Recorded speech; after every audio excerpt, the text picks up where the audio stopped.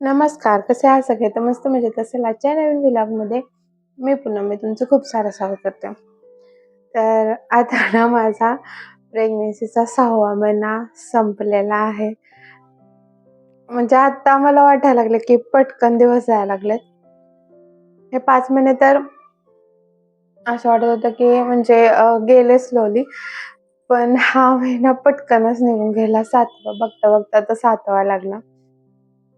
आता फक्त 3 महिने. त्यामुळे आता जरासं जसं म्हणजे डिलिव्हरी जवळ येईल तसं थोडंसं धाकधूक, टेन्शन यायला लागलंय.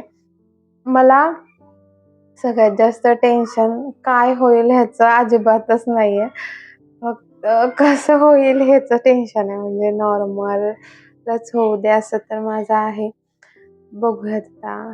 मी देवाकडे हेच प्रार्थना करते, की फक्त नॉर्मल होऊ दे. मी व्यवस्थित, बाळ व्यवस्थित, बस आणखी काहीच नकोय. तर चला मी सांगते तुम्हाला माझा 6वा महिना कसा होता. म्हणजे 5व्या महिन्यापर्यंत मला प्रॉपर जेवण गेलंच नाही. म्हणजे जेवण जातच नव्हतं उलट्यांमुळे.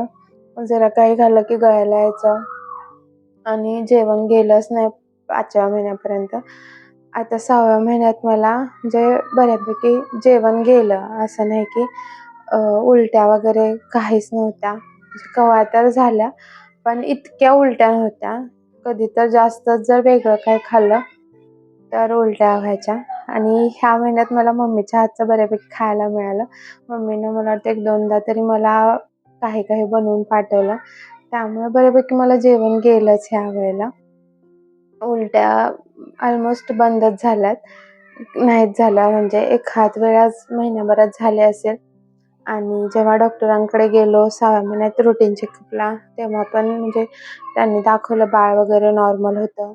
काही म्हणजे जसं बाळाचे ठोके वगैरे जे असावं, पाणी वगैरे सगळं नॉर्मल होतं.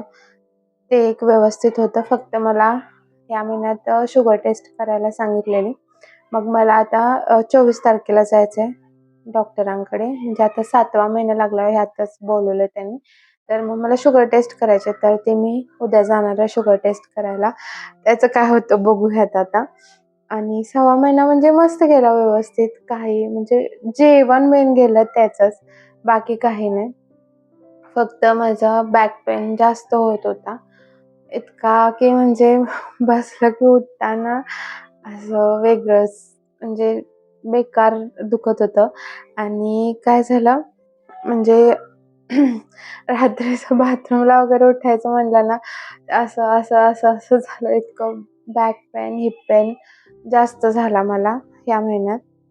आणि अ, मला म्हणजे सुरुवातीचे दिवस चांगले गेले 6व्या महिन्याचे आणि जसं शेवटला मला इतका सर्दी, खोकला आणि ताप इतका भयानक आलेला. ताप तर मला वाटतं एखाद दिवस होता थोडंसं कणकण मारल्यासारखं. पण सर्दी आणि खोकला इतका होता आणि माझा खोकला इतका बेकार आहे.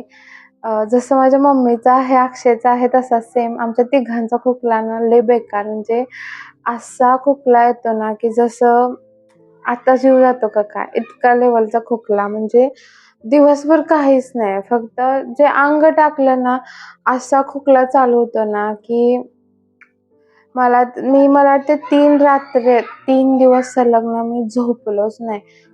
जसं झोपलं ना, बस खोकला चालू आहे. इतका खोकला पाणी पिऊन पुरा घशाच्या असं नसा सगळ्या अशा ताटायच्या. इतका बेकार लेव्हलचा खोकला होता. मी म्हटलं, की झोपलं तर खोकला यायला मग बसून असे रात्र काढली तरी खोकला, खुर्चीवर अक्षरशः झोपलं तरी खोकला. म्हणजे त्या रात्री मी 3 रात्र मी अशी कंटिन्यू जागे. दुपारी पण झोप व्हायची नाही आणि रात्री पण नाही. अंग टाकलं ना खोकला इतका. मग डॉक्टरांकडे गेलो आम्ही. डॉक्टरांना दाखवलं. तर त्यांनी म्हणजे चेक केलं बाळ वगैरे, बाळाचे ठोके वगैरे आणि काय झालं जास्त खोकून ना माझं इथे दुखायला लागलं डाव्या बाजूला पुरा इथं. जसं खोकून ताण पडायला लागला. मग इथे दुखायला लागलं आणि त्यामुळे जरा टेन्शन यायला लागलं पोट दुखायला लागल्यावर आणि खोकलं की थोडं पोटावर प्रेशर येतं ना, त्यामुळे भीती वाटायला लागली की म्हणजे बाळाला काही नको व्हायला.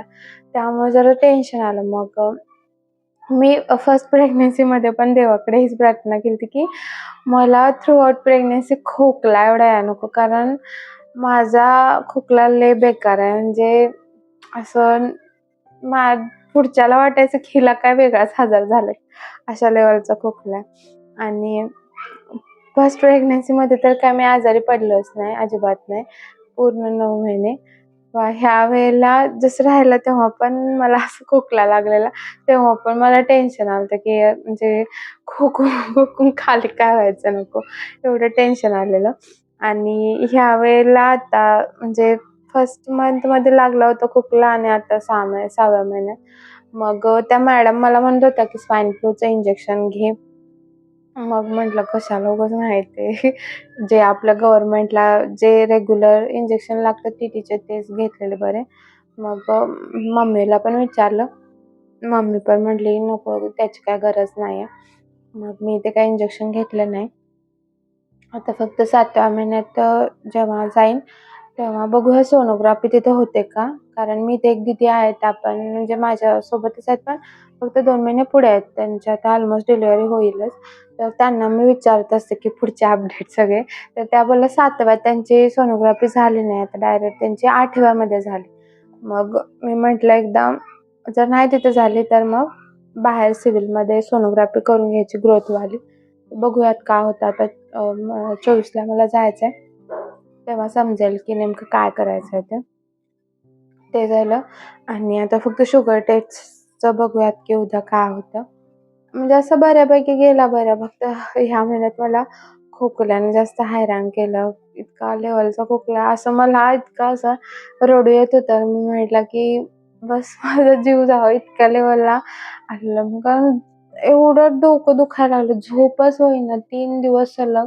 ना मी दुपारी झोपलो ना संध्याकाळी. आणि आन्याच्या टिफिनसाठी परत पहाटे-पहाटे जरा झोप लागायची. पण आन्याचा डबा बनवायचा, शाळेला तिला घालवायचं, त्यामुळे मला परत उठायला लागायचं. असे सगळे हाल झाले 3-4 दिवस. मग आता थोडंसं म्हणजे तब्येत ठीक आहे माझी. आवाज पण बऱ्यापैकी आलाय नॉर्मल. नाहीतर मागचे तुम्ही जे काही ब्लॉग्स बघितले असेल त्यामध्ये माझा आवाज पूर्ण बेकार झाला होता. आता थोडासा लेव्हलमध्ये आलाय. खोकला पण बऱ्यापैकी म्हणजे आलाय कमी. फक्त जरा रात्रीचा येतो. मी रात्री ना अक्षरशः माझा कसा आहे खोकला, जे पातळ औषध असतं ना ते पिलं ना जास्तच खोकला येतो. तरी मला वाटते त्या मॅडमने आम्हाला ₹1000चे ₹700ची औषधं लिहून दिली होती. ती तशीच पडल्यात. गोळ्या फक्त खाल्ल्या मी. पण ते पातळ औषध तर मी खाल्लंच नाही. 2दा खाल्लं जास्तच खोकला आलेला म्हणून मी ते खाल्लंच नाही. गोळ्यावरच त्यातल्या पण थोड्या खाल्ल्या, थोड्या नाही. हा ओरडेल आता व्हिडिओ बघितला त्याला मी म्हणत होते मी खाल्ल्या, पण मी खाल्ल्याच नाही. किती गोळ्या खायच्या आधीच जास्त गोळ्या पण खाणं चांगलं नाही प्रेग्नन्सीमध्ये. मग गोळ्या पण नाही खाल्ल्या. आणि माझा खोकला कसा आहे माहिती आहे, जायचा असेल ना म्हणजे खोकला माझा जाणार असेल, तर मला जास्त खोकला येतो. असा माझा खोकला आहे. त्यामुळे मला जरा खोकल्याची भीतीच वाटते. मला असं वाटतं ना कोणताही बाकीचं सर्दी ताप हे होऊ दे, पण खोकला माझा लय वाईट आहे. त्यानंतर बस हा खोकल्याने त्रास दिला, कंबर, हिप पेन ह्यामध्ये जरा त्रास झाला. फक्त ह्या वेळेला मला हा महिना इतका चांगला गेला, की फक्त मला जेवण प्रॉपर गेलं. त्यामुळे बाकीचं काही टेन्शन नव्हतं. उलट्या थांबल्यात आता. आता बघूयात. मला तर सगळे म्हणत होते, की आता 5व्या महिन्यापर्यंत उलट्या होत होत्या, तर 9व्या महिन्यापर्यंत होतील असं वाटत होतं. पण नाही 5व्या संपायला बंद झाला, जेवण गेलं प्रॉपर. फक्त एवढाच त्रास व्हायला लागला, की पोट ना एकदमच असं म्हणजे गच्च होते. असं वाटतंय की दगड झालाय का काय आणि आपोआप थोड्या वेळात म्हणजे नॉर्मल होतंय.